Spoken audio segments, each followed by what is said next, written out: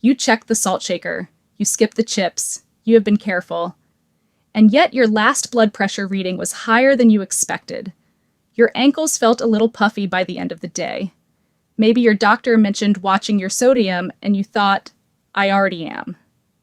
Here is the part most people do not hear until it is too late.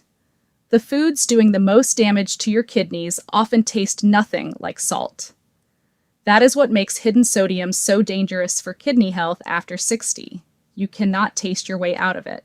You cannot feel it until your body is already working overtime to keep up. I'm Grace Wells, kidney and diabetes health educator for older adults. And today we are going through 5 everyday foods that carry far more sodium than most seniors realize. Not exotic foods, not junk food. Foods that are probably in your kitchen right now. And the 5th one on this list is the one most people never suspect because it does not taste salty. It tastes almost sweet. Stay with me. Let me start with something important because I hear this all the time. People over 60 will often say, I don't add salt to anything. I cook at home.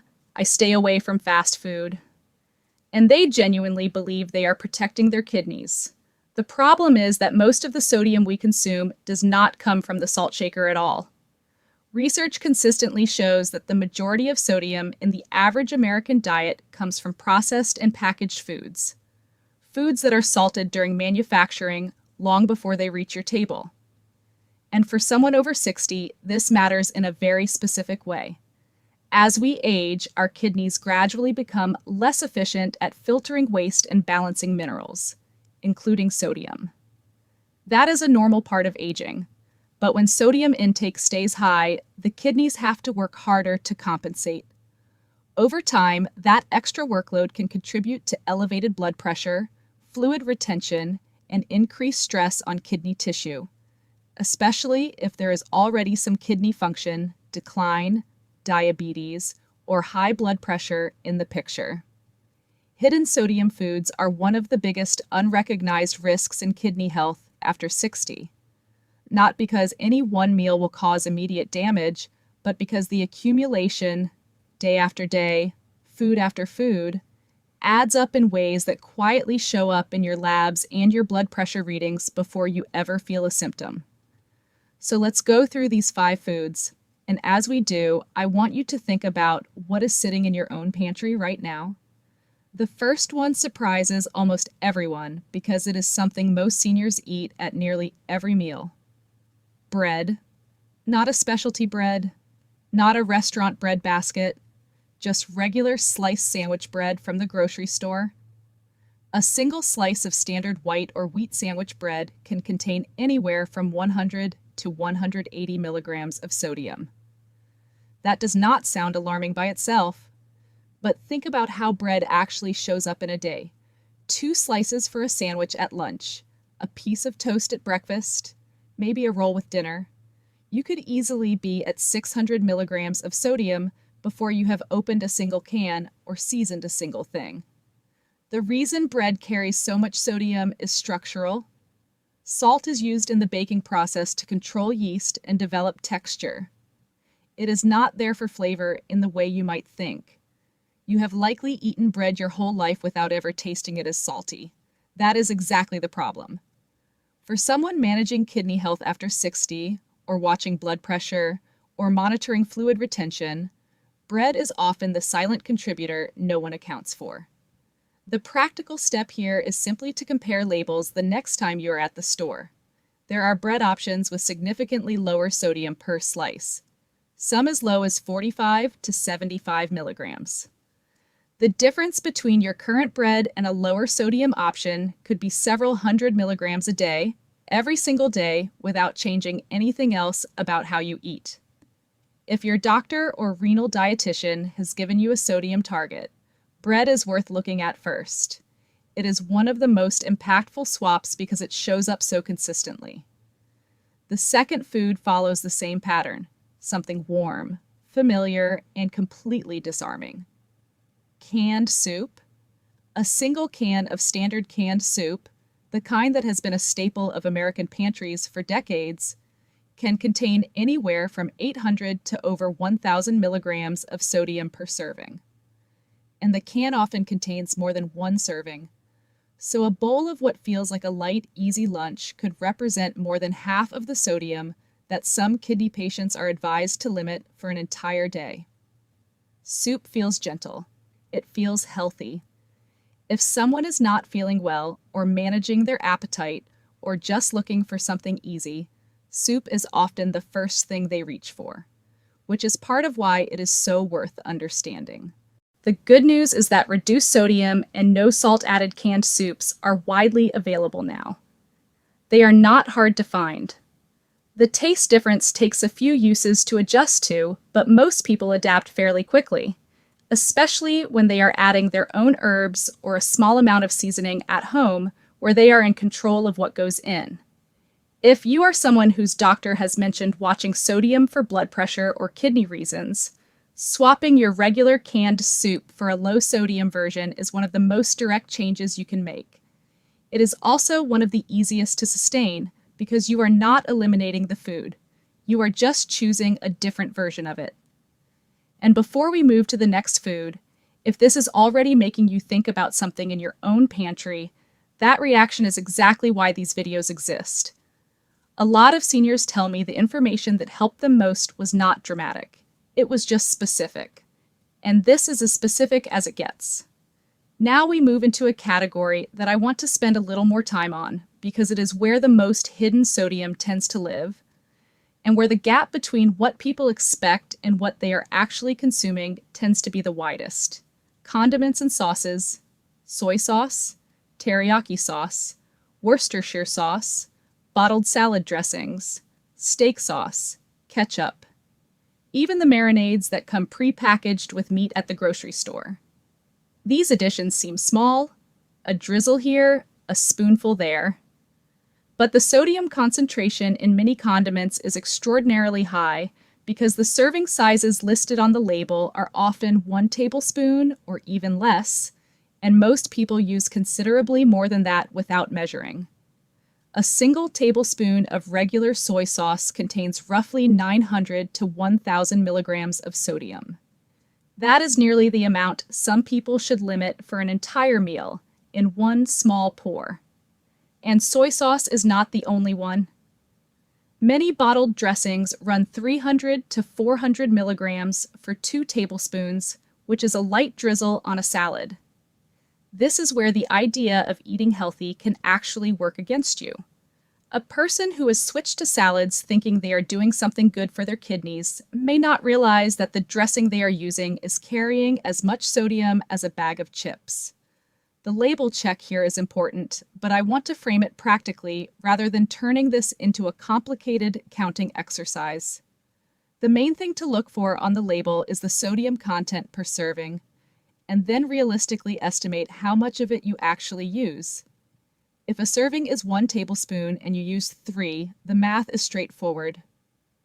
Low sodium versions of many condiments exist, including soy sauce, which has a reduced sodium variety that cuts the sodium roughly in half. Herbs, lemon juice, vinegar, garlic, and spices can carry a lot of flavor with minimal sodium and are worth building into your cooking if condiments are a regular part of how you eat. If you have been told to watch sodium for any reason, blood pressure, kidney function, fluid retention, condiments are worth a second look. They are small in volume, but significant in sodium contribution. The fourth food is one that many seniors specifically choose because they have been told it is a good source of protein. And protein is important. But this particular protein source comes with a sodium load that is easy to overlook. Cheese. Not a processed cheese product, regular cheese. Cheddar, Swiss, mozzarella, Parmesan. These are foods that feel wholesome, that feel natural, that feel appropriate for someone managing their diet carefully, and they are not without nutritional value. But cheese is a food that is naturally high in sodium because salt is used throughout the cheese-making process, for flavor, for preservation, and for texture. Even natural cheeses that seem like a health food can carry 150 to 400 milligrams of sodium per ounce, depending on the variety. The issue for kidney health after 60 is layered. Cheese is also high in phosphorus, a mineral that healthy kidneys filter and remove, but that can accumulate when kidney function is reduced. For seniors who are already managing CKD or watching their phosphorus levels based on lab results, cheese is something a renal dietitian may specifically discuss with them. I want to be careful here because this is not a reason to eliminate cheese from your diet entirely. And whether cheese is appropriate for you and in what amounts is genuinely something to discuss with your doctor or a registered renal dietitian based on your specific labs. Phosphorus and potassium limits vary depending on your kidney function stage, your other health conditions, and your medications. What I want you to take from this is simply that cheese is not a free food from a sodium standpoint. If you are someone who adds cheese to several meals a day, a slice on a sandwich, shredded on eggs, sprinkled on pasta, it is contributing more sodium than most people expect, and it is worth factoring in.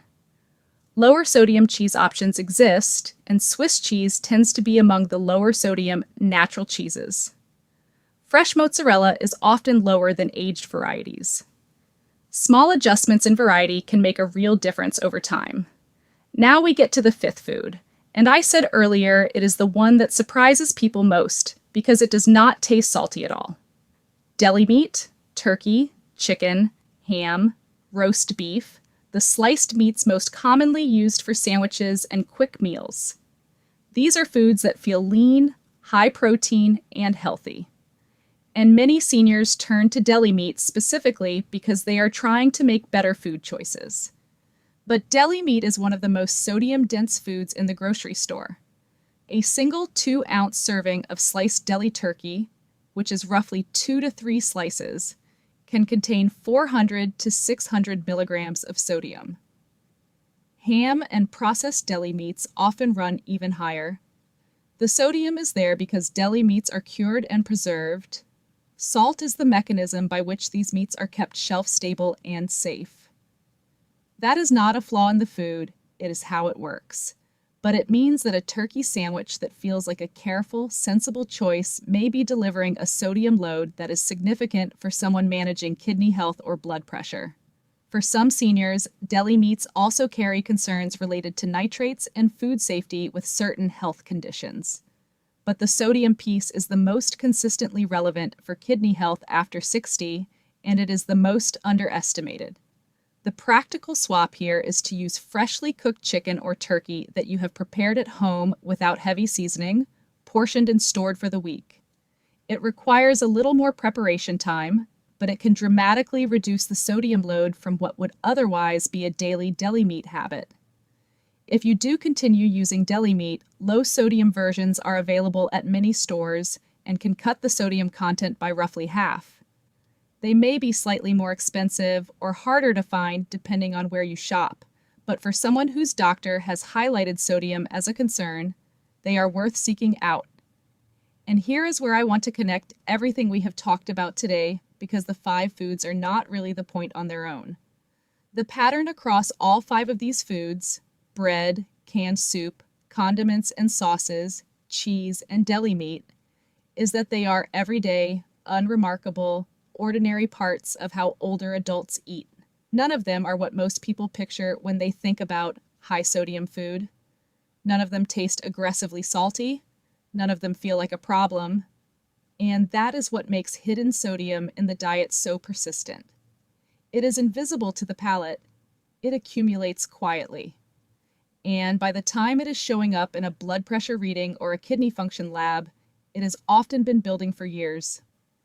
For kidney health after 60, this matters in a very specific and compounding way. Your kidneys regulate sodium balance. When sodium is consistently elevated, blood pressure tends to rise. Elevated blood pressure is both a cause and a consequence of declining kidney function, meaning the two feed each other in a cycle that can be slow to notice but significant in its effects over time. Fluid retention, that familiar ankle puffiness, that feeling of being slightly swollen, is often sodium's fingerprint on the body. It is the kidneys signaling that they are working harder than they should. This does not mean every person over 60 needs to go home and throw out everything in the pantry. It means that if your doctor has already mentioned blood pressure, kidney function, fluid retention, or sodium as a concern, these 5 foods are a practical place to start paying attention. And even for seniors who have not yet received those instructions, knowing where the hidden sodium lives is simply part of taking care of yourself at this stage of life. The goal is not perfection. The goal is awareness and then small, sustainable adjustments that your kidneys feel over time, even when you cannot feel them yourself. If you have a regular doctor visit coming up, here is a simple question worth writing down and taking with you. Based on my current kidney function and blood pressure, what daily sodium limit would be appropriate for me specifically? That one question could turn a general recommendation into a personal target, which is far more useful than any general guideline.